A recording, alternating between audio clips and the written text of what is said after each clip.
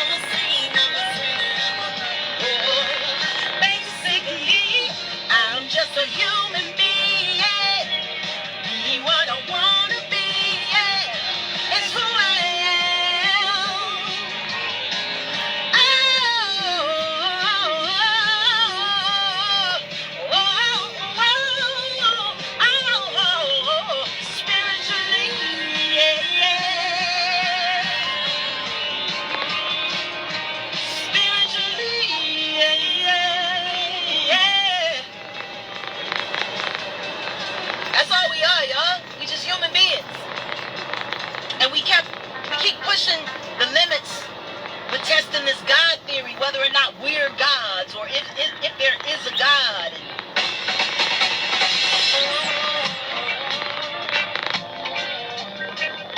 I'm a spiritual being. That's it. Yeah. I'm a lover, I'm a lover, I'm a lover, I'm a lover.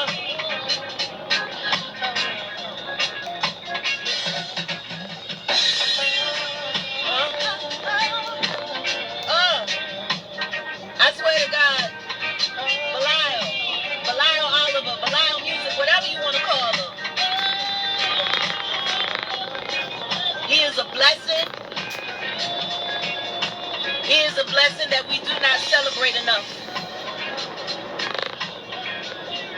Why is there so much death in music these days, y'all? Like, when I tell you my heart is heavy, I mean my heart is heavy. Why is there so much death in music? Music gave us life. Music saved our lives at times. Shaped us, made us everything that we are. And now it's just killing folks. Just taking niggas down one note at a time. One note at a time. This is a dope ass record on this project too. Hezekiah wrote this.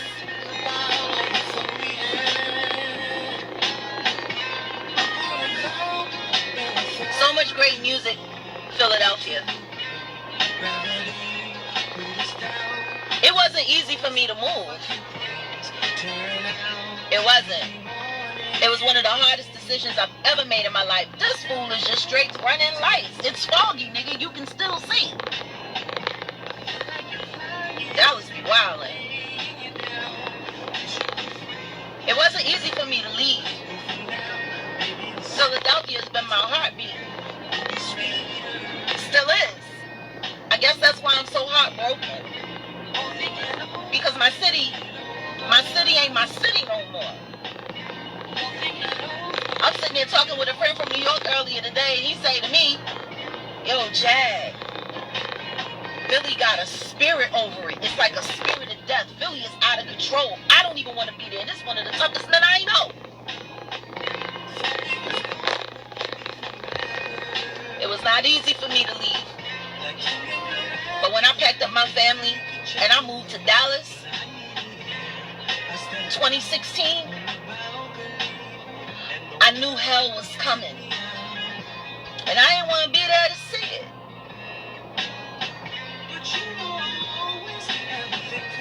I didn't want to be there to see it. I didn't want to be there for it to break my freaking heart.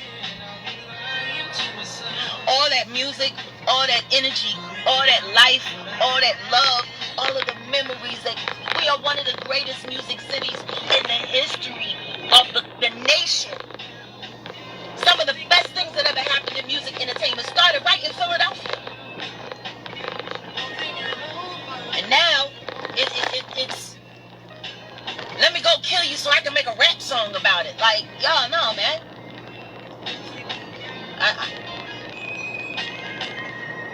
One thing I haven't spoken on that's really been eating me up, like really been eating me up, is the death of Charlie Kahn.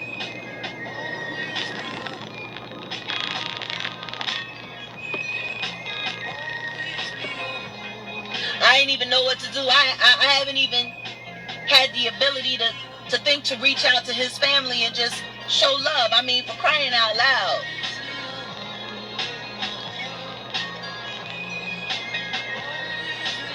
I known Charlie Kahn since I was a teenage girl. We went to the same church, 15th and Christian, Ebenezer Seventh-day Adventist Church. Like, and he was out there and I was out there. You knew it was Charlie Kahn because he was always walking the streets.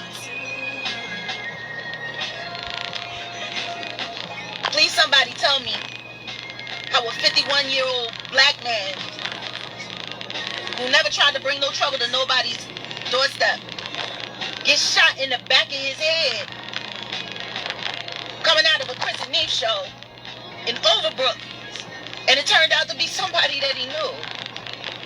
Like, yo, man, like, what the fuck?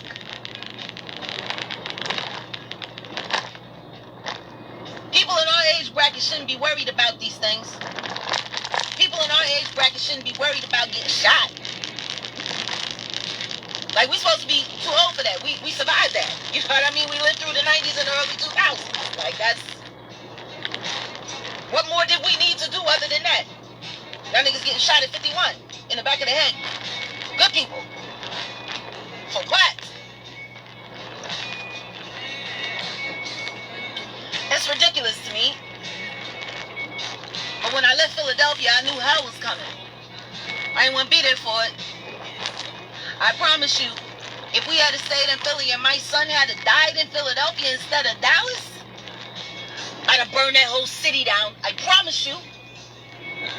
And I'd be in jail right now, doing life. Willingly. Without issue or problem. What I need to stick around for that for? I'm gonna tell you what's going on. The world is going fucking mad. That's what's going on.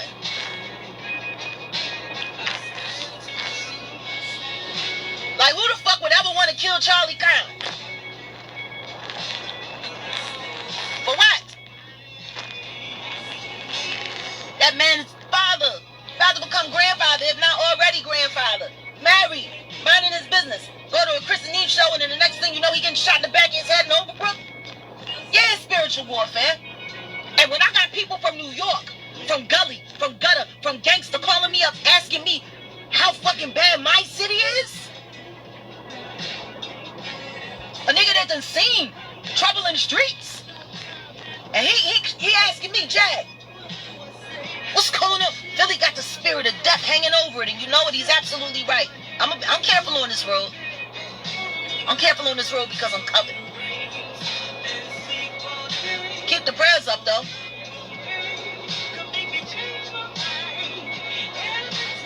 Philadelphia done gone mad. Somebody offered me a show back at home recently. I know it's the same shit in Chicago. Trust me, I know. There's been a spirit of death hanging over Chicago. Trust me, I felt it for every day that I spent down 24th in California. It's probably half of the fucking death and gloom in Chicago probably booming from that place. Coming off in waves. The fuck? All the clubs is closed. Ain't no clubs in Philly no more. They closing down Wawa's.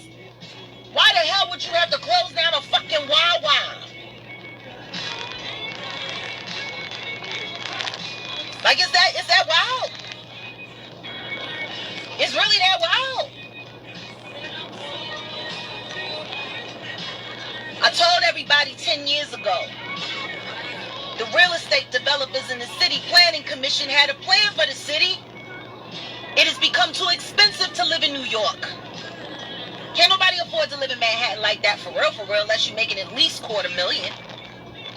And you might be able to buy a comfortable 1-2 bedroom, but you ain't getting no classic 6. You need to be making $1.5 million to live in a classic 6 in Manhattan, especially the Upper West Side. Shit.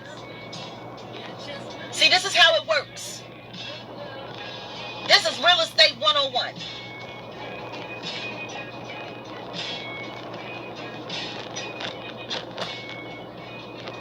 If you bring crime waves, especially consistent crime waves, to any metropolis area, it drops the property value.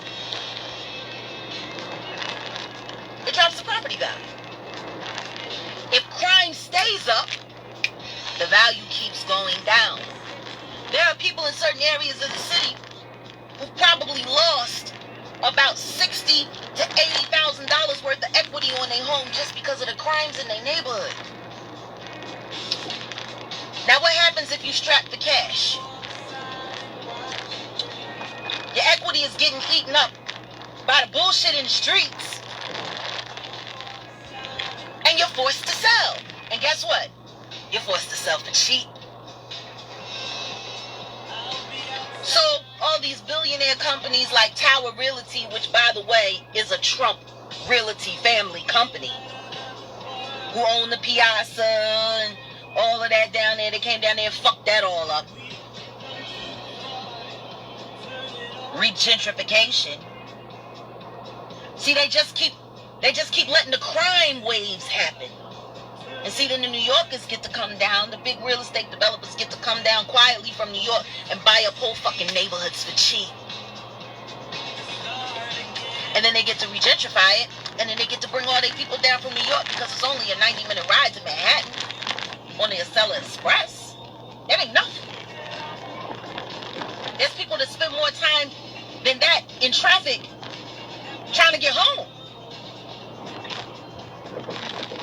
But see, they gonna keep coming down there and buying it up and pushing everybody out, pushing everybody and pushing everybody, until there ain't no Philly left in Philly.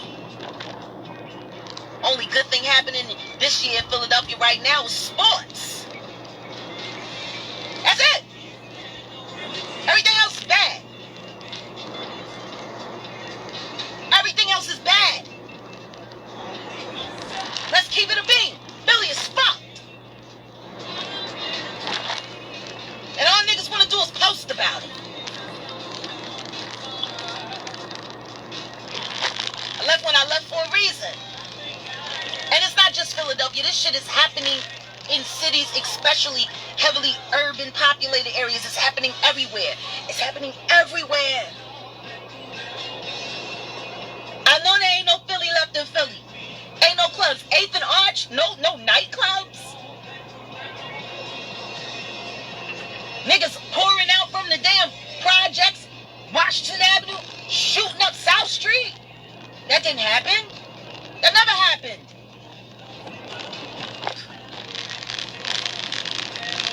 I lived through a lot of crazy shit in Philadelphia. I've seen a lot of crazy times.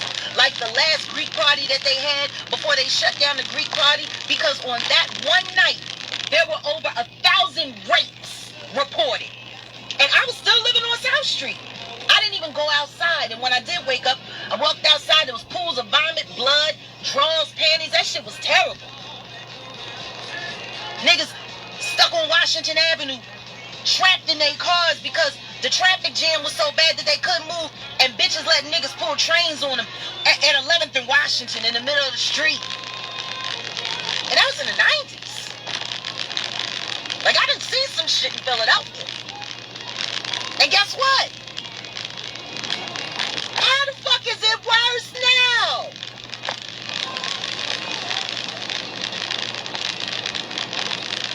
See, when the clubs started closing down and the consistent, there used to be a time in Philadelphia where you could find live music, dope ass, awesome ass, live ass music, whether professional professional or amateur, playing in a club, coming out of some bar, coming out of some event space, 5 to 6 nights a week, it was guaranteed. And I'm telling you right now, the second that ended, Philadelphia began to die.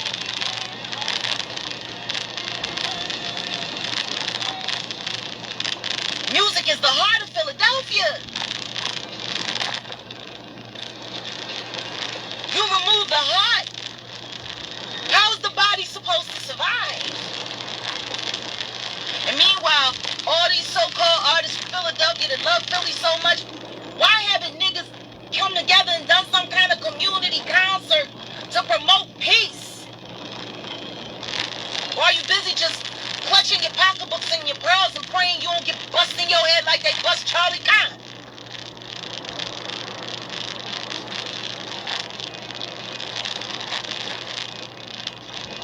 I ain't need to stick around to see that. I'm too much of an empath for that. My heart is too big and too full for that. Oh man, I love this song on this album. It's All Matter. We're all the same, and all so very different. Divine by design, it all intertwined.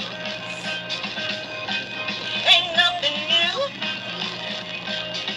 but it's always changing, moving, still want us so, and so hard. So what is love? What is it? What is love? Cool on the outside, hot in the middle. Cool on the outside, hot in the middle, but you ain't even gotta try. Come on, Bilal. All you gotta do is realize. You ain't even gotta try. All you gotta do is realize. It's all matter. It's all matter.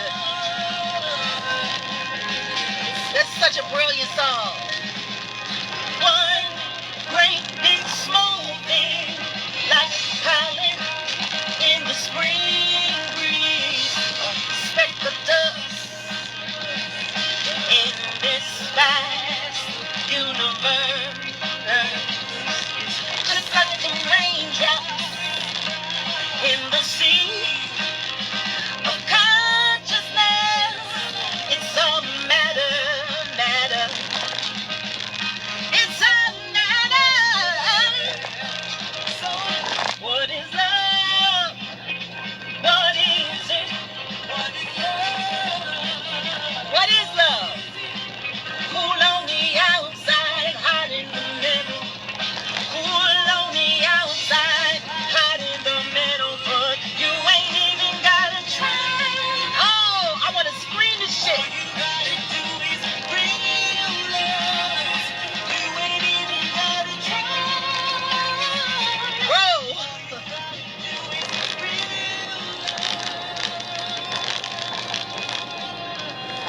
I'm scared for my city.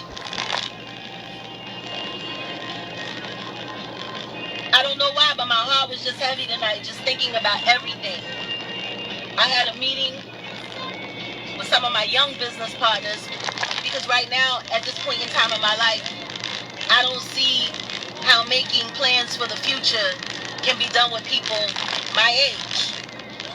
If you want to create for the future, then you have to reach out to the future. And I'm proud to say, like, a third of the people that I'm working with right now are all under 30 years old. And it's a head trip because I'm watching them at their path in their journey in music and artistry and remembering what mine was like at that time. It's amazing. But I'm sitting here listening to these young, brilliant minds, and they're opening up, and me and Stone Mecca sitting there talking to them, the history in the room, you know? Almost 25-year gap between us. So we're talking two different generations of artists and musicians sitting down talking about the future together. You want to talk about an invigorating conversation? That shit was amazing. And then I got on the phone and I called another one of the artists that I needed to reach out to that I haven't reached out to since I got back to Dallas. And when I talked to him, my heart was broken. I ain't gonna say his name, but what I will say is I put his EP up on my Instagram page live, and niggas must have loved it. And we ain't talked long, but when I sat there and I listened to him, asking him, you know, what it's been like since I've been gone and now I'm coming back home to Dallas, I was just heartbroken. Because I came down here to try to build something awesome for the future. Not for the past, not for the Erykah Badu's and everybody attached to that train. I didn't come down here for them. I came down here for the future. There's so many awesome artists here in Dallas, I swear. It reminds me of Philadelphia in that way. So many ways. I came down here to set this whole motherfucker free. I came down here to show these motherfuckers you don't need any of these things. Technology has changed the game. You don't need these niggas to usher you anywhere. You can walk in those doors yourself if you got your shit tight. I guess that offended people. I guess I was messing with people's future bags.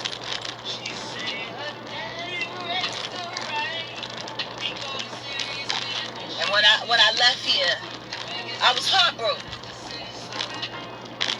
Because I had to sit around. Little Mop Top on here? If Little Mop Top is on here, tap in. Tap in, Mop. Request a live.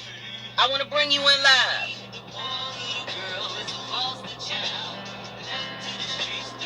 Having this conversation, I need him involved. Oh, I'm listening to Belial Oliver. Belial Music, whatever you want to call him.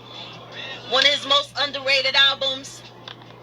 It's called Airtight's Revenge. Shout out to Steve McKee. Okay, hold on, y'all. I'm tapping in. Where you at? Because I accepted it. Yo, Jack. I'm sorry, I was just putting on the brakes.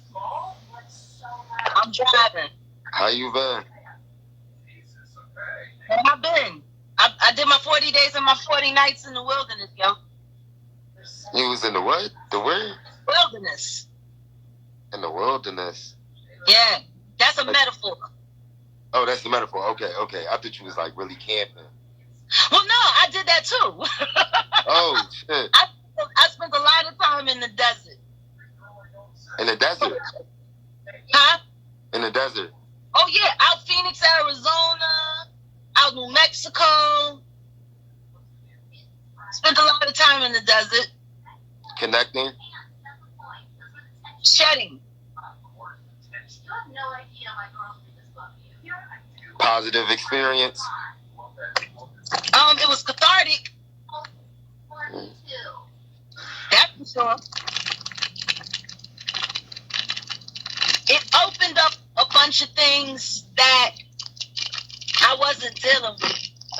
Truth is, ever since my son died, there's been a part of me that's been closed off. I'm sorry to hear that. And it's been 4 years now. And this year was the first year that I can honestly say I've actually been able to accept that he's not dying still. He's not laying out on the pavement bleeding to death. He's in my house. He lives in the jar in the hallway. Cool. You know, but what it really takes for a mother to say, my son lives in a jar in the hallway.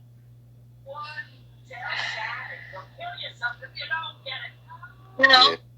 Yeah. So let me just say, thank you for being alive, young man. I've been doing well. You doing better than most. Trying my best. I'm trying to take some with me too. No. I mean, you know what? Yeah. Those who want to go will come. That's a fact. Everyone won't be everyone will not be saved. That's just the reality. That's what it is. That's what's real. So don't you take all of that responsibility on you. The only thing you can do is shine a light on the path. Try to you've been doing that. Yeah. I made the but I know. I made the transition from like those skits and stuff like that. Actually together like a film project. So we dropped part one of the film project. Some people. Well, I'm working on something really interesting. Do you still have my phone number? Because I don't know if I have yours. I think I have your number. I'm not sure. Phone number, text. My number hasn't changed. I'm gonna text you. So then text me. Text you. Because we need to talk. Because the truth is, Philly, I can't do it. I can't. What they doing? What they done to my home? What they done to my city? I don't even know how y'all kids are able to be creative in such a suppressive space. I wouldn't know what's going on in Philly right now because I have relocated. Relocated. No wonder you got a smile on your face. Yeah. Fucking walking down Zombie Land on Kensington Avenue ain't no damn fun. I'm getting married. Who's that? My fiance getting married in January. That's what I'm talking about. Yeah. That's life. No, you choosing life.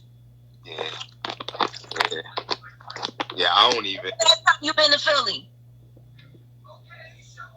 I ain't been to Philly since I left. I don't plan on. I really don't have no business in Philly. Like my kids will come see me, family will come see me, everything like that. Easy for everybody to get away from Philly. Like, that's what's up. That's what's up. Unfortunately, that shit is necessary right now. Yeah. My little cousin just got shot, and then I talked to his big brother. Like, yeah, he got shot for the second time. I'm like, the second time? That's mine. Oh my God. You ain't safe as an innocent bystander in Philadelphia. You're probably in more danger. Yeah. You probably got better chances of somebody gunning for you than just walking to the street and get some fucking milk. Wow, in the city right now. I can't. I'm just glad you out. Yeah. I'm low key. Like I'm about to film. I got a podcast now. I'm good. Twitch. We need to talk. I'm up to something, and I need you involved. No, we can rent. I'm designing controller covers for games and stuff. I'm doing stuff. I'm really awesome. Yeah. So anything to keep myself busy and out the streets and everything like that. I don't go outside unless somebody paying me. But see, you're creative. You're in that creative space, and that's why I said I don't even know how y'all are able to stay creative. How they able to be creative in Philadelphia when it's such a suppressive space? We really don't, like, to be honest, the people who got the creativity, you're absolutely right. It's hard for them to find a way to be creative or to find funds or place or anything like that. So really, the best thing we got coming out of Philly is maybe a couple ball players and a rapper, because it don't take much to do that. You know what I'm saying? But look at the situation, like, we ain't had a Devin Mulan since Devin Mulan. Like, we ain't, like, it's certain things that, like, Philly just don't have because those people who are creative are hindered by their surrounding or hindered by the lack of resources or the lack of facilities. Or the bullshit game. Or the bullshit games. Yeah. Pay this person, do this. Like Philly, like I tell everybody all the time, Philly like a real hand over hand type of place or whatever. If you ain't paying somebody, it really ain't nobody really got time. You want to know what's funny? How much the city changed when we changed to that? Yeah. You know, my generation, it wasn't about the money. We wanted the success, we wanted the money, Yeah. but it was all about the craft. When I think about the ciphers that we used to have at the coffee shop, in the basement of the coffee shop, music soul child sitting there doing the beatbox and humming a little bit. I'm sitting there dropping bars and I'm singing occasional. We got 15 MCs in a round robin. You know what I mean? That's what we did. We created that space. Man, to even know that the food court ain't there. As legendary as the food court in the Gallery Mall was for our generation, everything fucking dope. Now, is it chicken and peas? I can't. Nah, it's different now. It's different now because you got like it turned into a thing where it's like promoters started charging like $100 to perform, but then they put 30 people on the bill, and then used to have like I'm glad I ain't had to go through that, but used to have people come to shows and stuff like that. But ain't nobody coming to no show to watch 30 artists perform, so now ain't nobody in there. All the promoters trying to get over on everybody else. Hold on. So basically, you find 30 hungry motherfuckers, make them all pay you $100 a piece to perform, sit there in this long funeral procession of an evening just to make 3 racks. Yeah. Real shit. Wow. At least 4 times a week in like 10 to 15 different venues. That's some crackhead ass shit. I don't know who was doing it, and I really don't care. Sorry if I'm offending you. That's some crackhead ass shit. If you gotta go through all of that to get 3 fucking racks, nigga, you need a new career. You wanna know what it is? I'm gonna be real. It's like New York got a lot of free ones. I give it to you. I know a lot of New York promoters just throwing free events and just charging at the door. But as far as like Philly concerned or whatever, yeah, it's pay to play out there. Pay to get an interview. Pay to do this. Pay to do that. Pay for likes on Instagram. Everybody's selling everything in Philly. And that's the problem with the city. Philly is a seller city. And since everybody's a seller, there's no consumers. You want to know what's interesting? That seller, sell out, it all sounds the same to me. It pretty much is. Yo, Varsity, what's going on?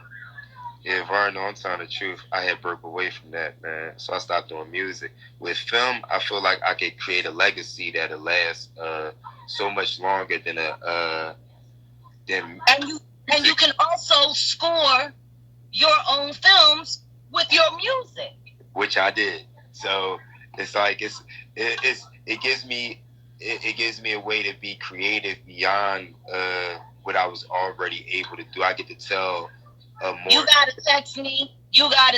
We gotta talk this week. I got a fish that is battered with buttermilk and cornbread, and I'm about to put it in this oil. I'm trying to let you know what's going in it. I'm gonna fry this fuck up.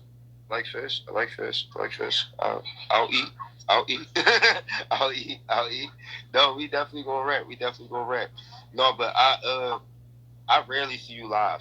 I see you posting lately or whatever. I seen a couple of years. A little bit. Listen to me. I inch. I remember you was driving somewhere and the houses was tore all the way through. And I remember canvassing the road. And then from there, I was just on your page for maybe 45 minutes after that. My girlfriend came out the bedroom. What did you listen to? Because I was watching these 2 gay guys talk about something that happened with you so long ago. and you couldn't for the life of you realize why they was bringing it up now. And then somehow I got on this cartoon about the one time when you was with Talib Kweli and your husband flew out in this household. Yo, I was tapped on. It's all true. And it's all true. I can vet it. Listen to me. That's why. When I saw that shit at the house from the House of recreating the House of Blues, I'm like, these niggas talk to somebody because they ain't get it from me. Hollering, he was chasing Talib around the car. I'm cracking the fuck up. I'm like, yo, that's Night and Day Network. Shout out to Night and Day. Why this really happened? Yeah, it really happened. No, but I get on when I do your page like the rabbit hole. Like when I see you going through the timeline, I gotta make sure I got time, because if I click on the profile, it just starts scrolling. I'm glad that at 45 years old, I still rate to be interesting. Hella interesting, raw and real as it get, and I love every second of it. You keep being you, Jag. And listen, thank you for tapping me in. I'm about to finish editing. I'm going to text your phone right now, and we're at this week. You talk to me about that fish. I'm going to tell you something. I'm so glad we met, even if it was on IG. Definitely. You inspirational to me, Jan. You a legend. I respect you. The utmost. And it's like, all right, so a lot of people got to dress, and this last thing to say, right? A lot of people got dressed it up to put on, right? So at first, I wasn't aware. You was just a nice person that I met. Then people made me aware. So YouTube, and then I'm just like, she is beyond, like, lit be an understatement when you ain't gotta dress it up. When no matter how you want to put on, no matter how you want to get up, if fan base come for Jag, like not for the creative background and the green screen and the pretty microphone with the cups, the mugs with the names on it and everything like that. Not for the hour you sipping wine and, you know what I mean, running your mouth. Not for like, no offense to those who do, but just like right now, as soon as you go live, people come here to see you talk and everything like that, because people interested in what you guys say. I'd be like, that's a form of legendary, and a form of like kind of like fandom that I could only hope to get, because I get dressed. I mean, I make sure the lighting right and everything like that. I lied to you not. You'll go live in a dark room, point the phone at the ceiling, and then just talking. But people will tap in. People will really tap in or whatever. So it just utmost respect for a reason. You get what I'm saying? For a reason. And then let the internet say what they want, because we know the truth tell all. And one thing I can say about you, for everything you say, you can find a receipt. Jag, I love you. We're going to talk soon, okay? Absolutely. And tell your fiance congratulations. And I hope to actually meet y'all in we get together, share a meal or something. Congratulations, babe. Thank you. You got a great one. Be safe out there. Will do. Oh, that was awesome. That was the one person I wasn't expecting to see when I decided to go live tonight. Yo, y'all need to support that young man. That young man about it. I felt him ever since we had our first conversation. Ever since the first time we went live, he was, he was just in it. He was there. He was present. It was good to talk to home for a little while. But But oh dang, there's a ton of. Wow. Okay. 2022 has been interesting for me. It's been it's the setup for what I got coming for 2023. 2022 is actually the 20th anniversary of my first album, Denials, Delusions, and Decisions. Yeah, that's 20 years since I released that album. Maybe I'll play it one day. Yeah. Hold on.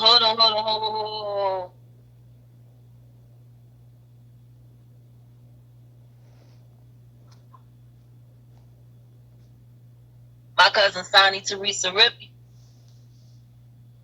Wimbledon.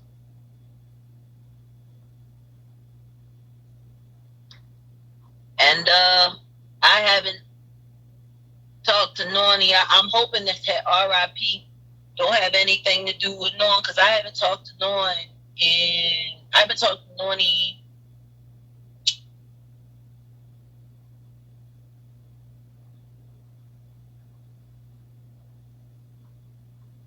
in over a year and a half. And I pray to God nothing did happen to her, and nobody bothered to let me know. That's my sister. Fuck my cousin, that's my sister. Last time I talked to her, there was something going on. There was a lot going on.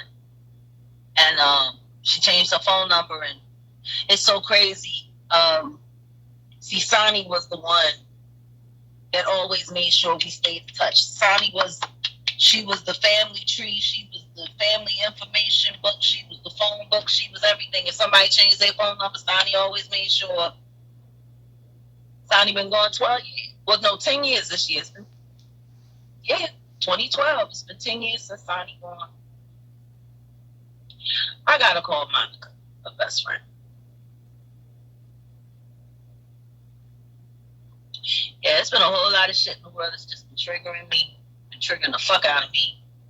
Whole lot. Hey, Javon.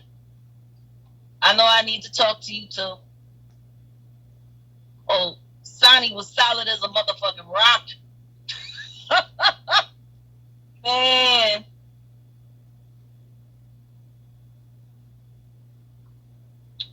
I'm sure a lot of people have to shed a lot. What do I think about Kanye and Candace? Nornie wasn't nothing but a big love, but we the two Tauruses, me and Nornie. You keep saying it in past tense. I'm really hoping that somebody ain't trying to tell me that my cousin Nornie died and ain't nobody bothered to let me know.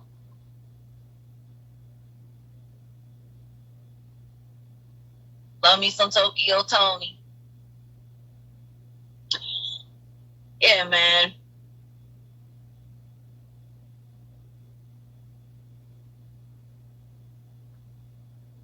I'm in Dallas. I've been around. I've been doing a lot. You know? Sometimes you need to. Good. I'm glad she's good. If somebody see my cousin Nornie, tell her I love her and I miss her in the call.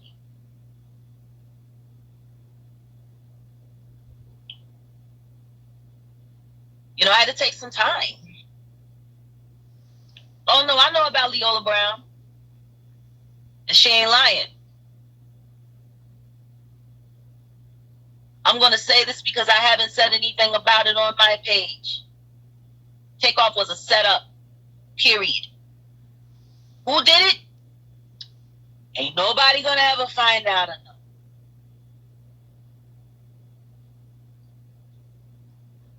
Ain't nobody ever going to know. And now the so-called alleged shooter, the 16-year-old boy, the shooter, who killed him, was just found dead just 1-2 days ago in Houston in the 5th Ward.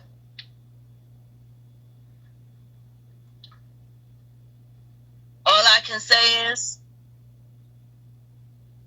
God had his hand on Quavo. God had his hand on Quavo because they both could have easily been gone.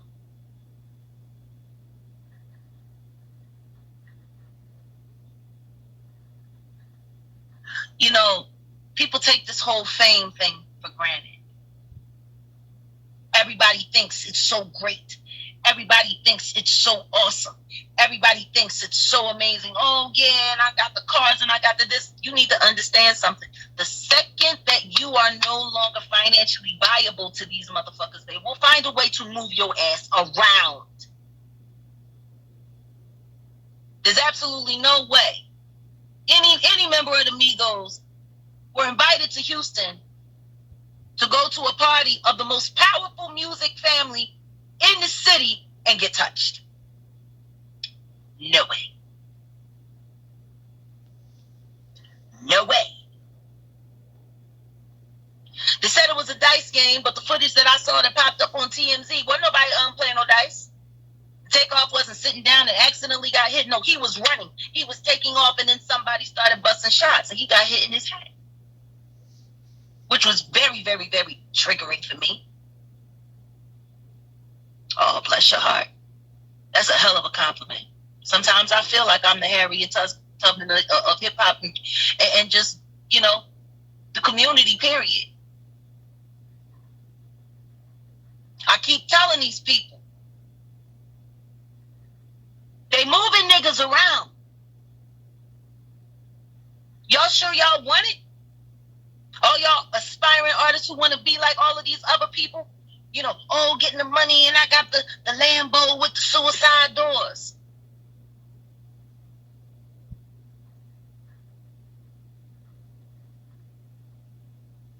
When they done with you, they done with you. Then they collect the money off the insurance policy that they put on you, and then they memorialize you, and then they sell your records forever, just like Honeycomb been doing with Biggie. Honeycomb been eating off Biggie forever. Honeycomb has been eating off Biggie longer than Biggie was fucking alive, my nigga. Like, is anybody, like, no, I don't think anybody really gets that part. Biggie wasn't even 30 when he died. He was, what, 25? Biggie been dead damn near 30 years. Yeah, because Tupac went first in 95 and Biggie went early 96. So yeah, it's been well, we're going into 2023, yeah. It's been 25 years. Honeycomb has been eating off of Biggie for as long as he was alive.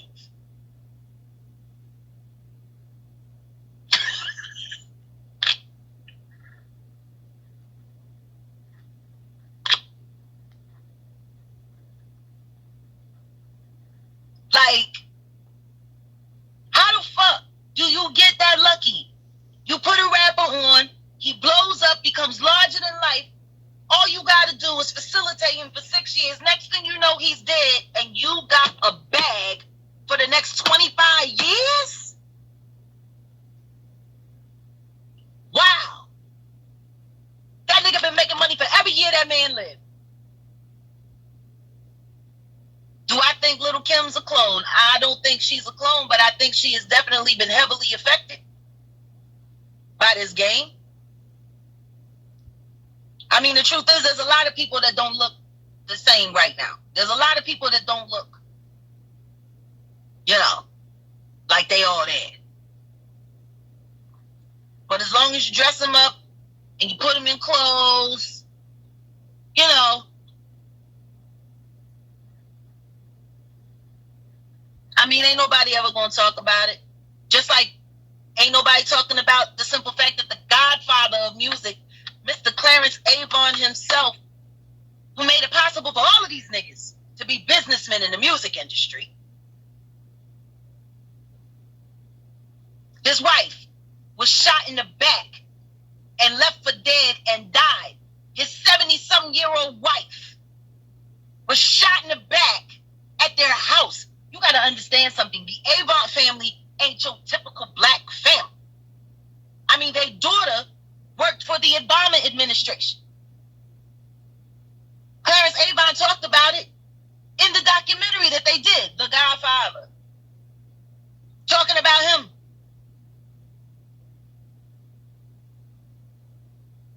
How do does your wife get murdered? When you live in Bel Air and shit, armed guards at the gate of your gated community, cameras everywhere. I know you got private security at the house. You are not typical Negroes. How does some random nigga just walk up to Clarence Abon's house and shoot his wife in the back? They called him the next day and he was laughing and joking about how he killed that elderly woman. He killed Nana. Yeah, I'm glad I'll be sure came out of his coma. I wonder why he was in it. Like, people think I'm like making this up. That nigga Diddy dancing around Hollywood like he the new godfather of the music game. Clarence Abe, I can't imagine how some random person just runs up and kills that man's wife.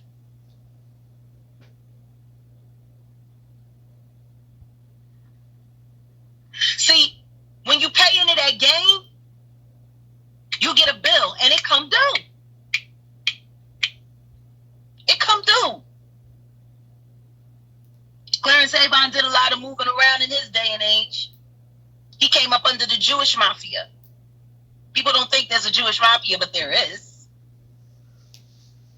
And a lot of it between the Jews and the Italians, especially in the 40s, 50s, 60s, and 70s, were ran by Jews and Italians, the music industry, period. Clarence Abon was trained by the oldest of the old. He came into the game in the 1940s. And had been there all that time. And ain't nobody say nothing about his wife's death. I just happened to read about it. A friend of mine I was on the phone with earlier told me. And it threw me off because I still wasn't online. I wasn't paying attention to nothing online. I wasn't trying to do nothing. I didn't want to see nothing. Like, Kanye ain't all the way crazy. You don't become a billionaire by accident.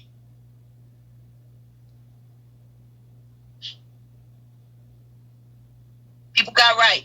Am I anti-Semitic? Absolutely not. Some of my closest and dearest friends have been Jews, and it has absolutely nothing to do with the fact that I've never seen a recording contract that didn't have a Jewish name on it or negotiated by a Jewish lawyer. There are very few black attorneys. For every black attorney, for every great black attorney that there is in the music industry, there's 20 Jewish ones. I know. Because I hired a Jewish lawyer to get me out of my major contract so that I could get away from the hell and get away from the foolishness before I got caught the fuck up.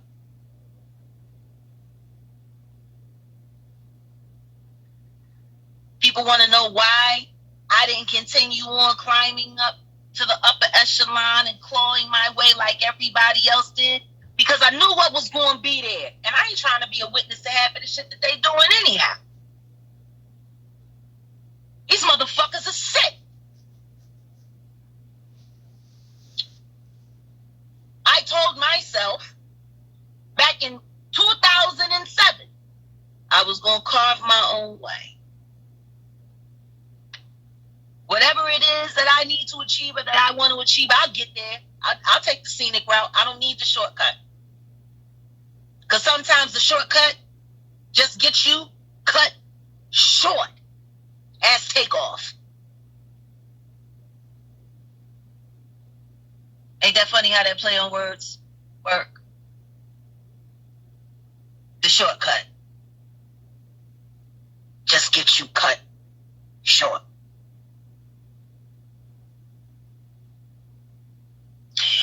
I mean, hey, I got a lot of things to say. And I'm creating a space where I can say them. Because I'm sick and tired of these bitch-ass fucking bloggers and they weird-ass fucking fan bases sitting there attacking your channel, reporting your channel, attacking your IG, or reporting your IG and community guidelines. No, I finally found me a place that I can control. Where I can do me all day long. And guess what? Very soon, everyone's going to get an invitation. And I'm going all in. I'm going all in. Because this takeoff shit was hella triggering for me. Hella triggering for me. My thoughts on Candace Owens is that she's a divisive black woman. She's a dangerous black woman. She has a very, very, very nefarious agenda. 65% of the shit she says, I really don't have a problem with. It's that other 35. It's that other 35.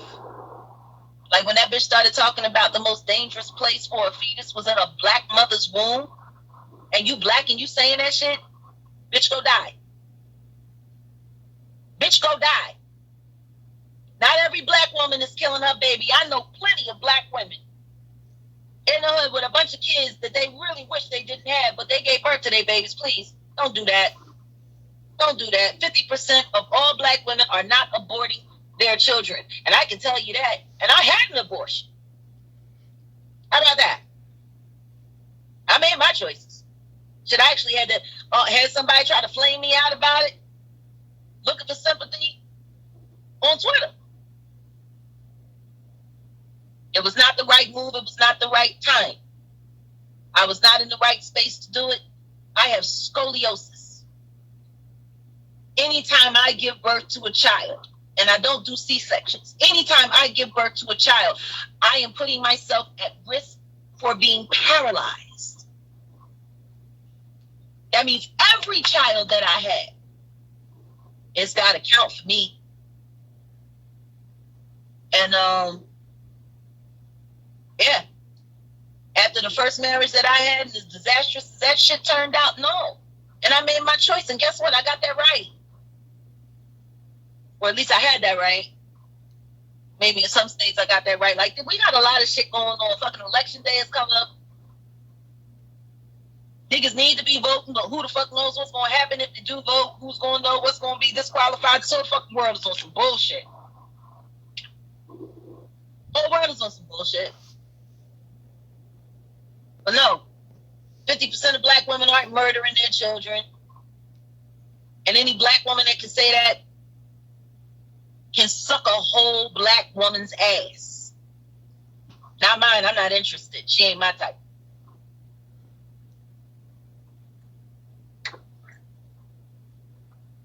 I mean, Laura Hill, she escaped with the sense that she got.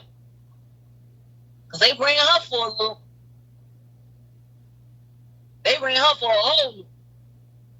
My views on Kyrie Irving, I need to really see what Kyrie Irving is talking about. I mean, I don't know. I had some issues just with his choices based on, listen to me, I get it. If you don't want to take the vaccine, you have your own personal beliefs, that's great. You're entitled to them. It's America. You're entitled to those beliefs. I just don't see why you didn't retire then. Like, retire. Free up that salary so they can actually bring somebody else on the team and help Kevin Garnett not feel like he made the biggest mistake in his life when he walked away from the Golden State Warriors, when the truth is, he'd have had Mo ring if he had to stay and not quit on Stefano. He should have stayed. They should have made the history, match the Bulls record, and then you go off and you do whatever you want to do, pull all of this together and do all of that. I didn't agree. And all of that for Kyrie Irving, and then the COVID, and then I don't want to get. So I don't know. I got feelings about that. If you was going to protest taking the vaccine, which is your absolute right, then you should have just retired then. Now all of a sudden you're talking about he's supposed to be retiring. I don't know. I gotta look into that a little bit more. Yep, that's my personal feeling. Kevin Durant should have never left Golden State Warriors before they at least matched the Bulls record. He should have never done it. And he's sitting over there with Kyrie's unvaccinated ass, watching his team that he should have stayed with get them rings that he didn't get. But shortcut. Sometimes you get cut short. That's how that is. I hope the money was good. We living in some fucked up times, and I'm telling y'all right now, niggas better get prepared, because I think we're far from seeing the worst of the worst in the world. I ain't gonna be doing no live shows in none of these venues. I don't trust none of these things. But I am creating a space where I will be performing live. And I'll let y'all know. I'll let y'all know when y'all can come singing, because I think I got a lot to sing about. Like, for almost a year, over the course of this past year and a half, I didn't sing. I didn't even want to sing. Oh, I was just so fucking broken. Watching all that I live for and all that I believe in and all that I love just be, like, cut.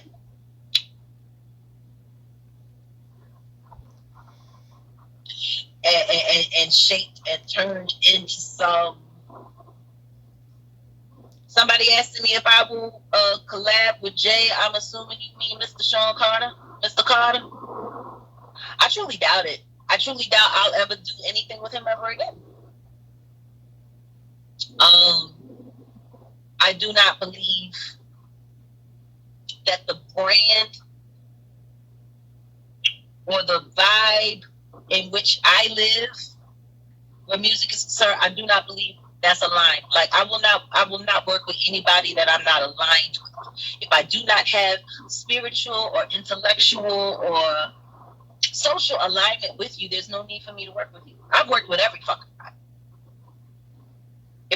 Anybody that I work with from this point forward, it's going to be to build something. And Mr. Carter isn't really a builder. He's a buyer and he's a seller. Mr. Carter has built nothing. Dame Dash built Rockefeller. Jay-Z was a partner and the top artist. And then he leveled up out of that, went to Def Jam, which he did not build. It was already there. And then he leveled up out of that and then, started getting involved in sports. But the truth is he's never built anything. I'm interested in building at this point. I can't work with anyone that's not building. And he's never really built anything. He knows how to cut a deal.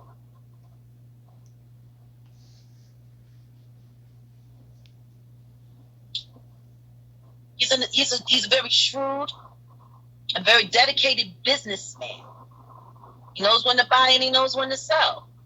He also knows who to buy and he also knows who to sell. So I have no desire to work with slave masters. And in my opinion, a lot of the people that are built around, as they like to call themselves in the background, the Carter regime. A lot of people got killed, man. They all bought and paid for it. And anybody who lives a life where non-disclosure agreements have to be signed before you can sit down and have a meal with them, I mean, that's really not my thing. I'm really not into non-disclosure agreements like that. Hey, Chike. I need to call you, Cheek. I'm up to some shit. I finally found the formula to the magic potion. I'm kind of happy about it.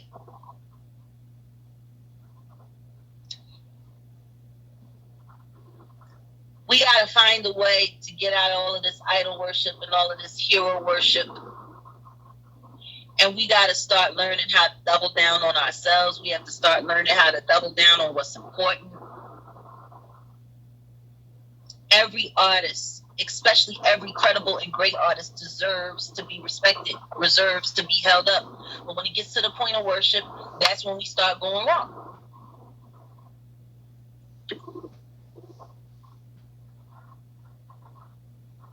Will do. Love you, Cheek.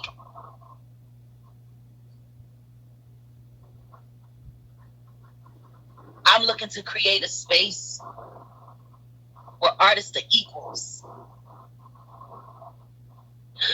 I'm looking to create a space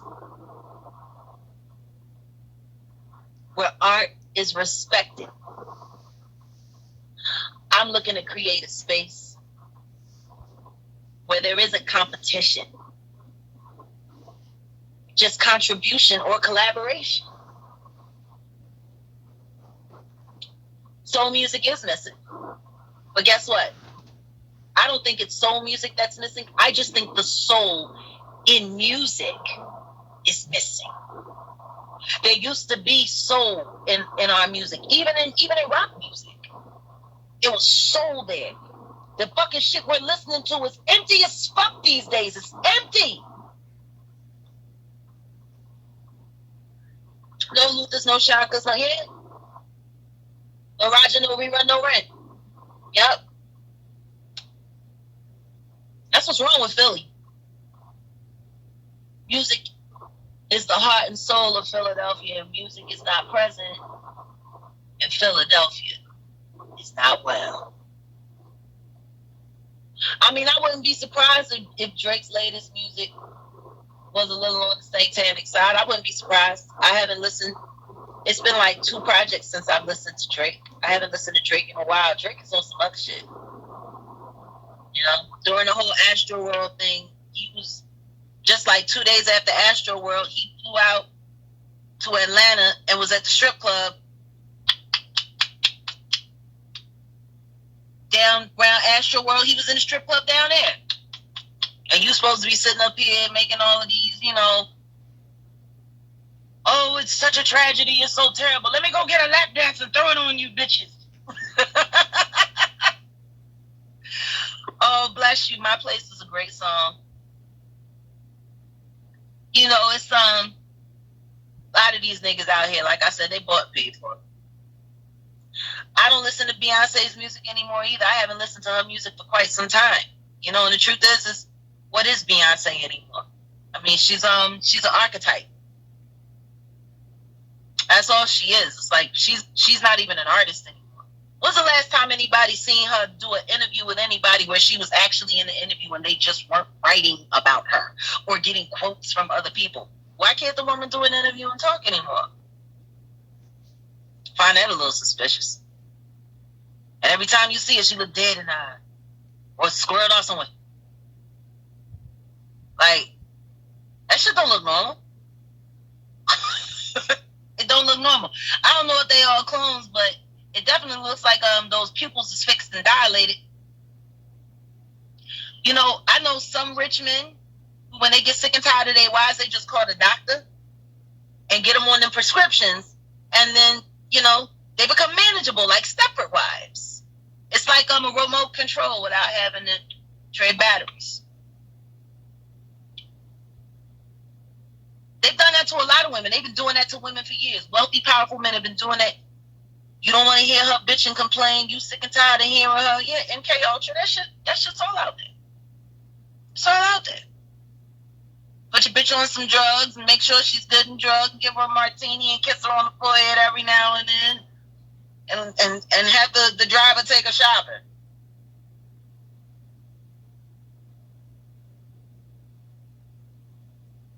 Oh, your wife's becoming a little bit too much for you?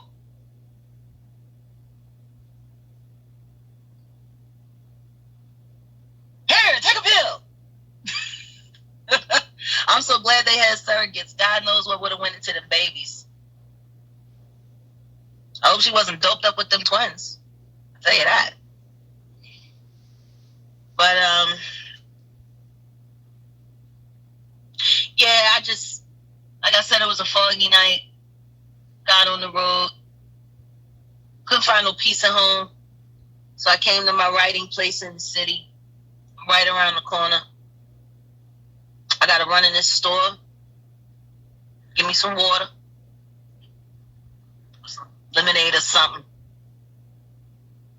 I'm going to write a little bit and then take a nap before my meetings start. So I got a bunch of meetings. K-Riz! K-Riz! What you doing up? I'm up to something. Matter of fact, I'm going to jump off this live because you need to call me in 5 minutes. I I need to talk to you, K-Riz. Immediately.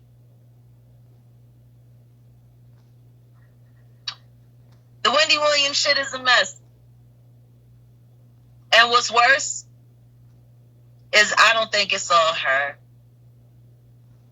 I think somebody done put some drugs on her. I think somebody doped her up. I think somebody slipped her mic and got off balance. I don't think this is her. I think she got moved around. Like they moving everybody else around.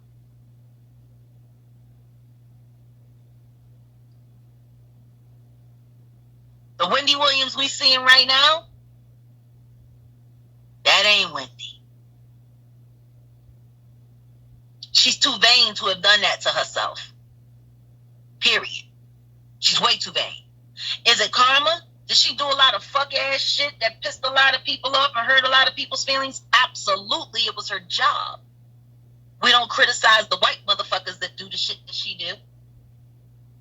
Do we criticize TMZ? Because TMZ do the same fuck ass shit Wendy Williams be doing. And I don't hear nobody wishing death on them bitches. Matter of fact, I just seen people calling them up to catch them on camera or to give them information. Everybody claps for TMZ, but fucking Wendy Williams, oh, it's so terrible. I ain't watched it. I ain't watched the show with no Sherry. And it's fucked up because I actually like Sherry Shepherd until this shit. Don't go running around in dead man's shoes. They tried to fucking kill Wendy Williams. You don't think these motherfuckers will do the same shit to you?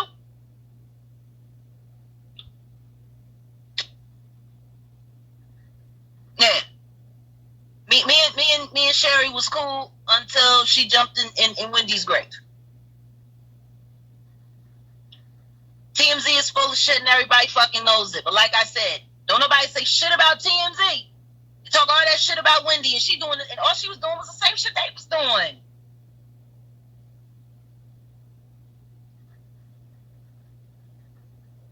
Like, fuck out of here. Y'all can say what y'all want to say, but that woman worked for every fucking inch of everything she did. They ran her off, they ran her out, they ran her through, they ran her under, they did all of that, and that bitch came back with a vengeance every fucking time. You can't hate on that kind of tenacity, on the kind of tenacity that Wendy Williams gave this motherfucking game. And for her to get fucked over, and I guarantee you that fucking trifling ass fucking ex-husband of hers has something to do with it. I guarantee you he was in on that shit.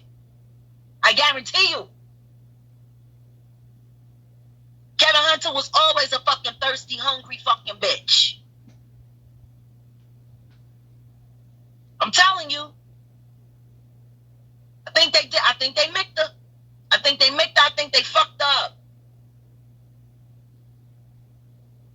She got a corporate conservatorship over her fucking money. She can't even spend her own goddamn money. But she made it all. And she made it all for a lot of fucking people. I feel some type of way about Norman too, because she put fucking Norman on just like she put fucking bitch ass Charlemagne the fraud. She put them niggas on and them niggas ain't fucking come to her rescue at all. Not Charlemagne nor fucking Norman. And she put these fucking niggas on. She helped make these niggas everything they are. I ain't heard fucking Charlemagne have one fucking thing to say about Wendy or him being upset about what's happening to her or everything. She fucking made these niggas and they are saying nothing. These some bitch ass motherfuckers, yo. Yeah, they Britney spearing her. Fuck Charlemagne. Fuck Charlemagne. And I Norman, you know, karma is karma. If you was in on the setup, if you was in on the scam, then, you know, it's coming your way. Because that's how this shit works. That's how real life works. Fuck all of the cameras and hell with all of the bullshit and all the shit that motherfuckers be talking about. There is such a thing as reality, and in reality we have this thing called karma. And it comes for you whether you like it or not. ain't discussing no news. People asking me questions and I'm answering. You got here late. I love showing up in the middle of the night unannounced. These conversations are manageable. I like it. I get to keep up with the comments and I don't have too much going on. All right, well, I got somebody that I just asked to call me in 3 minutes ago. Oh, Storm Monroe's karma has yet to show up for him, but I'll keep you informed. So, y'all, you will be seeing more of me. You know, I'm just been tipping my toe in, and I've been, you know, a little bit more, a little bit more, a little bit more, a little bit more. But you'll be seeing me. Because I got shit to do, especially here in Dallas. I hope these niggas down here didn't think they was going to run me off with a little bit of conflict. I ain't going no fucking way. If I left my home to come down here to do some shit, oh, best believe I ain't leaving I ain't leaving until my shit is done. Now that the pandemic has, you know, passed through and things have become more livable and all of that, now I get to do what I came to do.